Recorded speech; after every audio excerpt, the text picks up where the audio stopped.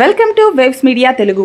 బాపట్ల జిల్లా Chirala railway station ఎదురుగా ఉన్న చేనేత సంక్షేమ కార్యాలయం వద్ద వైఎస్ఆర్ కాంగ్రెస్ పార్టీ నాయకులు, చేనేతలు ధర్నా నిర్వహించారు. అర్హులైన చేనేత కుటుంబాలకు ప్రభుత్వం 25,000 ఆర్థిక సాయం అందించలేదని వారు ఆరోపించారు. అర్హులందరికీ నిధులు జమ చేయాలని డిమాండ్ చేస్తూ బాధిత చేనేతలకు అండగా ఉంటామని యాతం మేరీబాబు, బత్తుల అనిల్ తదితరులు తెలిపారు. ఎవరికి అర్జీ ఇస్తే అర్జీలో ఎవరు ఎలిజిబుల్, ఎవరు ఇన్ఎలిజిబుల్, అంటే ఎవరు అర్హులు, ఎవరు అనర్హులు, ఈరోజు కూడా మక్కువ చేసేటటువంటి నేతన్నలు, హ్యాండ్లూమ్కు సంబంధించినటువంటి వ్యక్తులు, పవర్ హ్యాండ్లూమ్కు సంబంధించినటువంటి వ్యక్తులు, మేము ఎవరు ఎలిజిబుల్ అవుతామో ఎవరికి అనర్హులు ప్రకటించినటువంటి పరిస్థితులు చూస్తూ ఉన్నాం. ఈరోజు ఒక పథకాన్ని విడుదల చేసేటప్పుడు ఆ పథకానికి సంబంధించినటువంటి డూసు డోంట్స్ ఉంటాయి. అర్హులకి ఈ విధంగా ఉంటుంది, ఈ విధంగా ఉంటే అనర్హులు అని చెప్పి చెప్తారు. ఈరోజు ఎంత దీనమైనటువంటి పరిస్థితి అంటే, ఇది చేసే దరిద్రపు పరిపాలన జనాన్ని రోడ్ల మీదకి తీసుకొచ్చి ఈరోజు కూడా బాపట్ల జిల్లాకు సంబంధించినటువంటి ఎలిజిబుల్ లిస్ట్ లేదు, ఇన్ఎలిజిబుల్ లిస్ట్ లేదు. ఇది కాకపోగా ఒక ఆటోని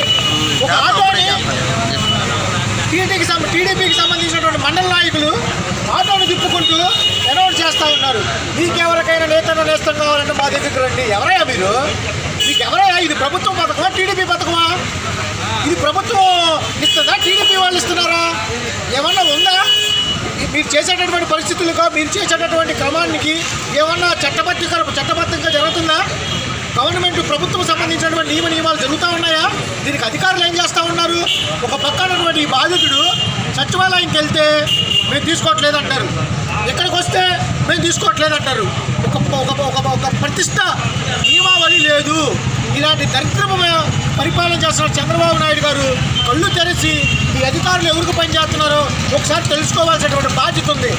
ఈరోజు ఇలా నేతలను మీరు ఇక్కడ పెట్టినందుకు బేషరత్తుగా చేనేతలకు సంబంధించిన ప్రతి ఒక్కరికి క్షమాపణ చెప్పాలా, లేకపోతే రానున్న రోజుల్లో కంపల్సరీ తీవ్ర ఉద్రేకం చేసి ధర్నా చేస్తామని చెప్పి హెచ్చరిస్తూ ప్రతి ఒక్క అర్హులకి రావాలని కోరుకుంటూ, అనర్హులుగా ప్రకటించిన ప్రతి ఒక్కరికి మీరు ఎందుకు అనర్హులు ప్రకటించారో తెలియపరచాలని కోరుకుంటూ, కంపల్సరీగా ప్రభుత్వాన్ని అర్హులకి ఎవరికైతే రాలేదో కంపల్సరీగా రోడ్ల మీదకి వచ్చి ధర్నాలు చేసి ఇచ్చేంతవరకు నిరాహార దీక్ష చేస్తామని హెచ్చరిస్తూ ఉన్నాం.